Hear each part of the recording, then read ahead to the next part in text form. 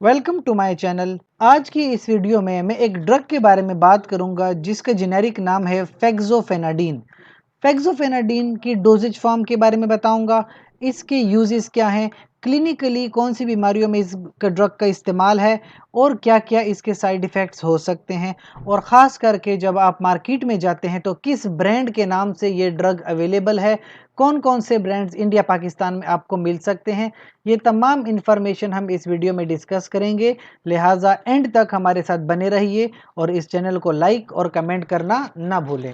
So starting with the doses form, सबसे पहले मैं आपको बताऊं कि जब आप ड्रग लेने जाएंगे तो आपको ये ड्रग टैबलेट्स की फॉर्म में मिलेगी, यानी गोलियां हैं जो लो डोज में 30 mg, मीडियम में 60 mg और हाई डोज पे जाएं तो 180 mg तक भी डोज अवेलेबल है। क्लिनिकल यूज क्यों आप ये ड्रग इस्तेमाल करते हैं? देखिए, सबसे पहले आप एक चीज़ समझिए कि हमारे जिस्म के अंदर एक सब्सटेंस है जिसको हम हिस्टामिन कहते हैं। हिस्टामिन का सिंपल काम है एलर्जी करवाना, यानी जब आपकी बॉडी में एलर्जिक रिएक्शंस होते हैं उसका जिम्मेदार होता है हिस्टामिन।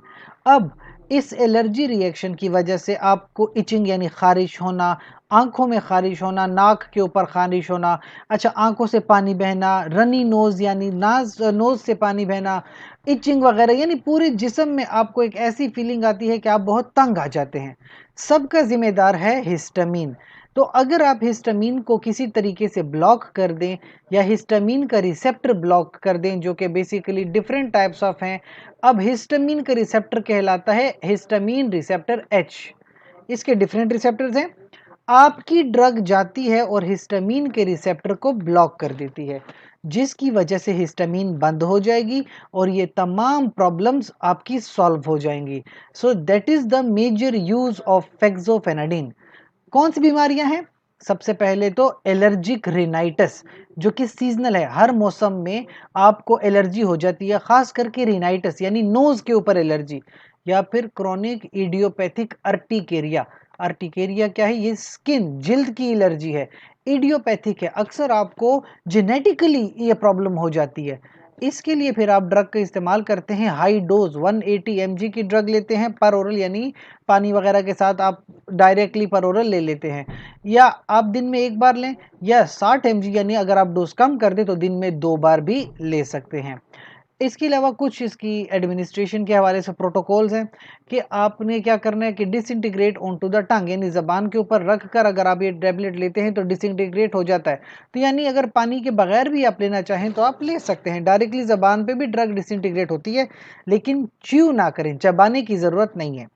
अच्छा, इसके साथ-साथ अगर आप ग्रेप फ्रूट जूस पीते हैं, अब ग्रेप फ्रूट जूस जो है, अक्सर लोग कहते हैं कि दवाइयों को जूस के साथ पी लिया जाए तो ठीक है, लेकिन एक बात याद रखिए, ग्रेप फ्रूट जूस जो है या ये जो एप्पल जूस है या ऑरेंज जूस है, इसकी जो है इंटरेक्शन आती है विद फेक्सोफेनाडिन। इसकी वजह से ड्रग की जो बायो अवेलेबिलिटी है वो कम हो जाती है, लिहाजा जूस वगैरह के साथ इस ड्रग का इस्तेमाल ना करें। अच्छा, ये तो क्लिनिकल यूज़ वगैरह हो गए, लेकिन जब आप इस्तेमाल कर सकते हैं तो हर ड्रग के कुछ ना कुछ साइड इफ़ेक्ट्स आते हैं जो आप एक्सपेक्ट कर सकते हैं। वॉमिटिंग, हेडेक, कफ, डायरिया, यूआरटीआई यानी कि अपर रेस्पिरेटरी ट्रैक इन्फेक्शंस, इस तरह के चांसेस हो सकते हैं, क्योंकि आपका हिस्टामिन भी रेस्पिरेटरी ट्रैक से बिलॉन्ग कर रहा है। कमर में दर्द, पायरेक्सिया, अच्छा पायरेक्सिया हर किसी को किसी हिस्टामिन की ब्लॉकेज से बुखार नहीं होता, लेकिन अगर आप कोई ना कोई इशू है विद द ड्रग तो प्रॉब्लम हो सकती है। डिस्मेनोरिया खवातीन में जो दर्द वगैरह है, सर चकराना या स्टमक में डिस्कम्फर्ट, ये कुछ साइड इफ़ेक्ट्स हैं जो हर किसी को नहीं होते क्योंकि ड्रग ऑलमोस्ट सेफ है।